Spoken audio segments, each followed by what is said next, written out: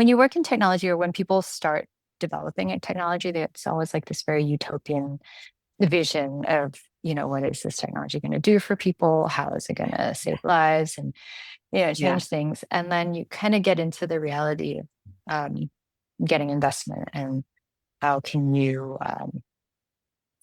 satisfy shareholders. And I think Yeah. things start to shift in ways maybe founders don't originally intend to. And I think that can be very tricky. Welcome to Leadership Reimagined. I'm your host, Cassie Crosby. What I've learned as a coach is that you can follow all the leadership advice, hit every milestone, and still feel like you're living someone else's life. This month, I'm talking with someone who's helping people get back to themselves.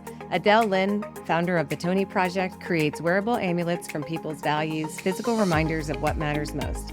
We're going to talk today about what happens when you wake up to who you really are and what you care about. Welcome, Adelle. It's great to have you today. Thank you, Cassie. It's really great to be speaking with you today. Yeah. So let's start with what brought you to this work and why the focus on values? Tony honestly started off as a technology exploration project. I was learning about augmented reality and thinking about what to make. I tried many different things. And then what I kind of kept coming back to was a person's hidden beauty and what what we're not able to see sometimes and what people keep on the inside because augmented reality is so good at showing this additional layer, but on the real world I was like, well, what if we could show someone's hidden beauty? And that's kind of where my first exploration started. I created a series of amulets called Lisa. I had two eyes with the two little dots on top, and for me I think that's been kind of a little like symbol of like you're seeing a little extra. Hmm. The Tonii Project came around. I read this quote by Tony Cade Bambara, which is about sistering as a verb and how can we sister. She has so many people in her community that have taken on that idea and written about it. And a lot of it was how do you be a sister, not just as like an identity. It kind of takes it away from this idea of sistering as a gendered thing. And to me, I was thinking, well, how can everybody do this? How can we each support each other? How can we make time and space for people in our lives and for causes in our lives, even though it may not be the thing that gives monetary return? And I think that's really the heart of the project. And when it comes to values, I think about storytelling and how we have these stories that we continue to tell each other. Whether it's stories from the Bible or stories about this heroic project that you worked on or something that your grandparents did. We tell these stories, and why are they important? And usually it's because there is some sort of value encoded in those stories that we really admire and that we really want to move towards and we really want to embody.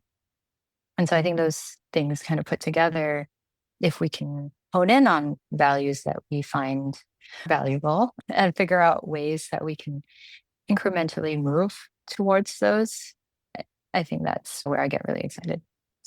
Can you tell us a little bit about your background and how it contributes to the work you do today? Yeah, so I've most recently been working in the technology world as first an innovation engineer and then a machine learning engineer and then a product manager for computer vision products. I've also built software for artists and I've been involved in technology research for a while. In recent years, when you work in technology or when people start developing a technology, it's always like this very utopian vision of, what is this technology going to do for people? How is it going to save lives and Yeah. change things? And then you get into the reality of getting investment and how can you, satisfy shareholders. And I think Yeah. things start to shift in ways maybe founders don't originally intend to. And I think that can be very tricky and it becomes this vicious cycle of trying to invest in a value, trying to find a value, but then needing it to be this superstar moonshot type of thing. I've seen that happen so many times, and it really complicates, a company's values or Hmm. a culture. And so I don't know, I kind of like to think of, maybe what we do as more of a, what if we don't worry about hockey stick projections? And what if it's more about sustainability? And what if it's just incremental value? Like, why is that not good enough? I think for me, I've just sort of like at least wanting to step outside of that for a little bit and meet people, speak to people, build build this little product and think about sustainability versus huge gains. How do you take something as abstract as someone's value and then turn it into like this physical symbol that you can then interact with? Yeah, that's a really good question. I think the values themselves are abstract and the symbols are these very concrete images. I think the practice sits somewhere in between. I'm trying to build that full picture. The symbols themselves are important, and having something physical is important because it makes it real, especially in the digital fabric that we exist in. People are really starting to want to hold on to physical Mm. space, physical connection, turning them into these necklaces that you can hold as something I feel very strongly about. And then in terms of the symbols, it's really it started from me thinking about, oh, how have people depicted these things in different cultures and over different times? And in doing that research, and I love emojis and symbols from that perspective, but starting to just take a stab at, creating a symbol or an icon for each value and being open to change it as time goes. But I think that gives me something to work with to build these physical objects with. Yeah. And then those become more a symbol that you can see the augmented reality through. And also its function is something tangible that you can hold on to and has some weight to it. Tell me a little bit more about the augmented reality for people that don't necessarily know exactly what that looks like or feels like. What do you mean when you talk about augmented reality? So, augmented reality, the easiest example would be Pokemon Go, where I think you walked around with your phone, and then um, I think you interacted with the Pokeball. I played it a lot, but I can't remember the details now. But you interacted with the Don't ask Pokeball, me. and then and then a little creature would show up in Yeah. your Yeah. environment. So that's essentially the technology I'm working with, but as an overlay tied to each physical jewelry piece. Yeah. So you would have your jewelry piece and you would have a phone when the phone app or website, and I've tried a lot of different technologies. They usually work the same. You hold it over the amulet and you would see an overlay. I have a few different series. One brings up suits on the body, something you might wear like a costume. And then there are some which are on the object itself. And that kind of creates a little bit of a world. I'm very interested in world building. So it's bringing together physical and digital spaces. Yeah, it's Yeah. almost like a portal Yeah. to, yeah, some kind Like alternative world. of alternative world. Yeah. That's very cool. And why augmented reality and values? What is the benefit of bringing people with their values into some kind of augmented reality? I think it comes back to like what we were talking about earlier about hidden beauty and making that visible. And it's about bringing out something different in someone's reality, almost like allowing you to, I think metaphorically, I'd say like seeing it through a different lens. Sure. So allowing you to break that, it's like almost breaking you from your focus or reality and that element of surprise or wonder. I would Yeah. say like this idea of wonder where you can see it on your screen and then you look around and it's not there, but it's there. And that little shift can create a little bit of a break, and then someone can stop and go, oh, what did I just see? And why did I see that? And why does it matter? Mm. And especially when I'm doing the embodied works, someone can see themselves wearing something that they would not usually wear. Often I'm texturing it with different elements from stories that are shared with me. So you're often wearing very different fabric or textures, or you might have a hat that's floating like a planet on top of your head. I think stepping out of who you feel like you're supposed to be Mm. allows you to imagine yourself as being capable of doing something else. And whatever that something is, it depends on the person. In the work I do, I meet a lot of people who've never had the opportunity to think about their values or work with their values. With the work that you do, why do you think it is that we've become so disconnected from what really matters to us? I think we can often really get caught up with expectations. My worst habit is going, I should do this. And my partner is always like, why should you do this? The should in us, the should that we're always telling ourselves or that our managers tell us can often trap you in that sort of way. And I think also there's this current like conversation about values, which a very conservative way of viewing values, which has more to do with structure and very like black and white situations, Mm. has dominated the conversation about value. When we talk about care, we often don't think about it as something strong. I think that conversation needs to be shifted because actually being able to care for someone requires incredible strength. Why do we not value that as something strong? Just because it's not black and white doesn't mean it doesn't have strength, and it doesn't mean that it doesn't have power. And so that's where I've become really interested in this idea of what are these values that can help us care for each other? What makes us slow down and look around at what people might need? How do we understand people in situations that are different to us? To do that actually requires so much strength. It doesn't just happen. So we need to build towards that. We need to work towards that. And I think it's okay that it doesn't happen overnight, but that we continually move towards that. Yeah, and break the mold. I can totally resonate with that. It's a lot of the work I do is just helping people break out of this mindset of like, I have to lead like the way I've seen other people lead, good, bad, or indifferent. And there's so many sort of what I think of as traditional leadership models out there. Some of those strong man leadership tactics, you always have to be tough and never show emotion, lack of vulnerability. And I think at least in the past 5 to 10 years, it's really that whole concept, I think, has been broken wide open. Even if there's some resistance in the universe trying to pull people back toward that, I just think the future that we face requires people to really understand who they are and lean into their own values. How do you have integrity if you don't even know who you are and what you stand for? Yeah, that's such a great way of putting it because you do have to know what you stand for in order to lead other people into that same realm. Yeah, completely.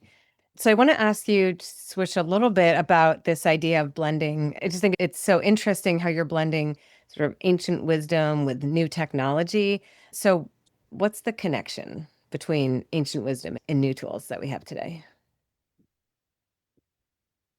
Yeah, I think in yes, I'm just asked that because I'm also embarking on another project around calligraphy and looking at calligraphy of different languages and blending Yeah. those together and really going ancient with that, like looking at ceramics from the 13th century. I think the ancient wisdom, we didn't know so much in a way, so we had to trust our instincts more. Like we had less intellectual information and a lot more instinctual information, which means we were listening to each other more and listening to the environment. Like people could tell when it was going to rain back then by listening to the land. We were more closer to our animal instincts.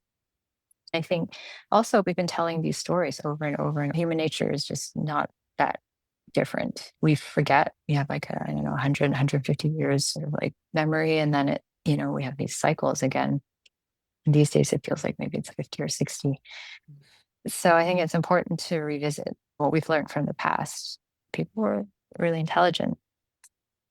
So I think for me, having been in technology for so long and always having felt like I need to know how to code in the latest program, understand the latest thing, you can often get so caught up in what's new and Yeah. forget what already exists. And so part of for me in this kind of like unlearning is to go back to the ancient wisdoms to, understand the different systems that people created, even though they weren't fully scientific. And, I don't think you can read tea leaves and really tell your future. What is important is more about trusting your instincts and that intuition that you have and learning how to trust that and then using that to guide you. And Mm. so I think that's where I see the connection. The old technology used to be new technology. Part of it is maybe not separating it so much as old and new, but seeing a through line through time and connecting it together. Yeah. I think I have to sit with that insight for a while. That's deep. When you talked about what gets us away from our values, I almost sensed like as we become more intelligent and we've had more access to information, like we spend a lot more time in our heads or outside of our bodies. It's like wearing that amulet or entering this augmented reality helps you embody that. Even though it's augmented reality, it's making your values real, which is such an interesting juxtaposition. Thank you for that observation. I think embodiment is a really big part of this work. And in my own personal practice, too, it's taken on a much larger practice. When I started this, it was really about trying to get other people's bodies into these situations and getting them to step outside of themselves. And I realized that I myself had so much work to do in that area. I was talking about the calligraphy. I mostly practice calligraphy on a larger scale and writing characters that might be like 2 feet size and then writing Yeah. them on the floor and or kind of doing them over longer periods of time. And part of it is the meditation, the act of meditation and being in a very physical, like when you're very physical, all you can do is focus on your body. Like yoga, writing these words and symbols at that embodied scale, you really have to, I guess, be in tuned with yourself. Hmm. And so doing that practice has given me even more insight into that connection, and the way we move becomes really important in terms of how we carry ourselves. And when you are comfortable in your own skin and feel Hmm. comfortable in your own movement, then you really can connect, I guess, maybe with the intellectual side of things. And I practice with a very, incredible yoga practitioner who also, is a Zen Buddhist. And when she talks about what she teaches, she talks about teaching attention and how to get someone to pay attention to themselves. And I think I've really started taking that on myself, and I think it's starting to show up in the work. I also collaborate with my collaborator, Noor. She's from one of many studios. She does a lot of sound healing and embodied meditation. We bring that side of her practice into the amulets as well. So when you get one, you're listening to a meditation and creating a space of presence for yourself while also looking at the augmented reality sort of like digital overlay, and then you have something physical to hold. And I think the idea is you don't need that all the time.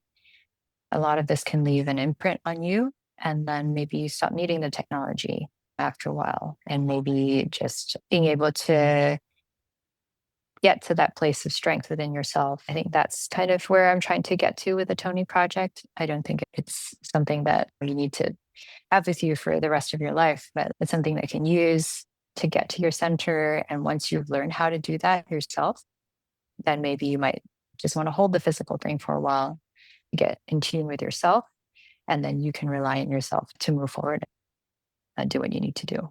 Yeah, and that repetition over time really it becomes a habit, right? And so it's like it becomes a part of who you are. You don't have to think about it so much anymore. Something that I talk to people about a lot and think about a lot is executive presence. And, Mm. if I ever were to pull this into like bringing it into the leadership realm in terms of executive presence, something I talk about is really having to be in touch with yourself. What you're describing is exactly what I'm trying to instill in people is that if you know yourself and you've created those habits and patterns and you know how to regulate yourself and you're in tune with yourself and you understand what's important and how you make decisions, then you really can tap into your intuition a little bit better. You can let go of control. You can show up more strongly. Sometimes leaders get so in their head with information, details, and data. At the end of the day, leadership is often just about people. Tapping into our own insight really helps make that connection. That leads me to my next question, which is about how our own alignment influences the collective. Like what's the impact, right? If we're aligned, what is the impact on everyone else? Yeah, I think a good leader not only can bring the best out of themselves, but can really bring the best out of other people.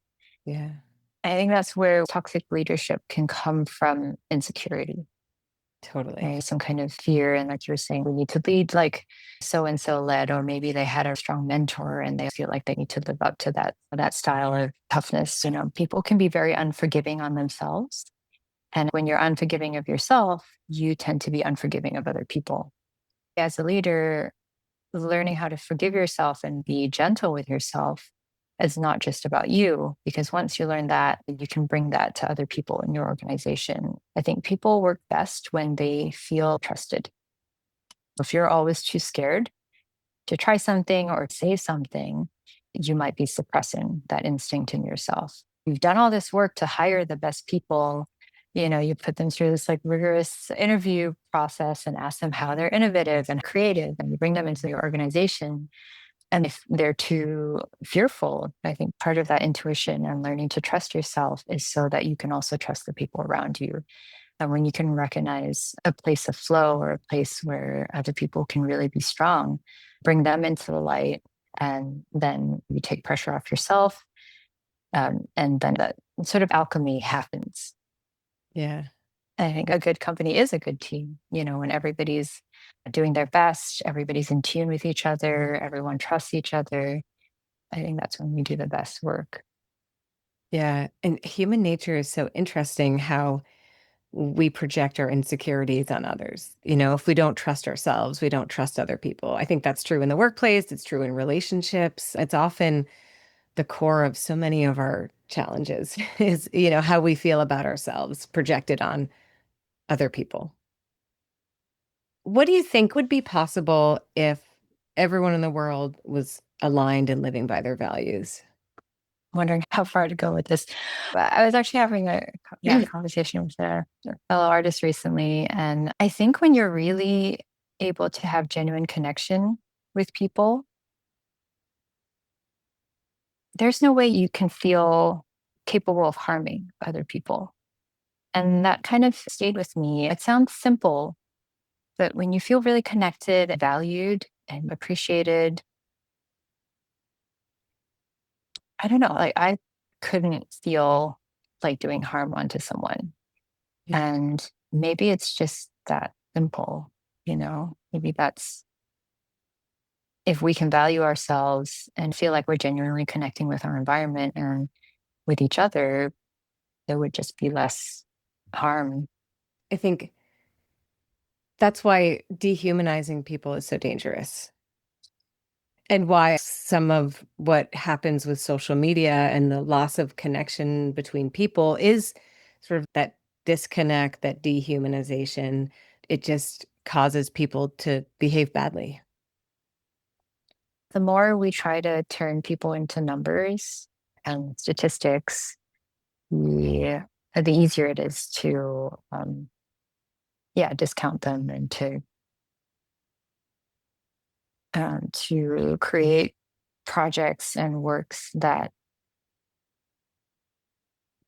mm, I don't think taking advantage is the right word, but Exploit, maybe. yes, that exploits them because you don't see them as human. They just become fodder for your bottom line. Yeah, right. To bring up social media and the way AI is now being introduced into that, it's creating more and more layers between us and the people we're trying to connect with our products and services.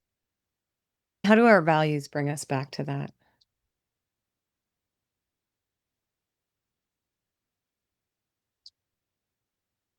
Thinking about that face-to-face connection and what you would want on a daily exchange. If you were to reach across the screen to somebody in that network that you were connected to, and you suddenly had to have a face to face conversation with them, what would you say? Having recently connected with so many people from different parts of the world and sharing their struggles, maybe part of it is that we're somehow connected with the entire planet, but yet we haven't physically connected with them.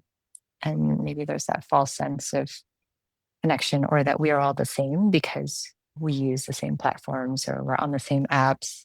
You start thinking of everybody as the same, but they're not. They're in such different circumstances and different levels of privilege. How do we start getting empathy for these different circumstances? I'm not sure how we achieve that without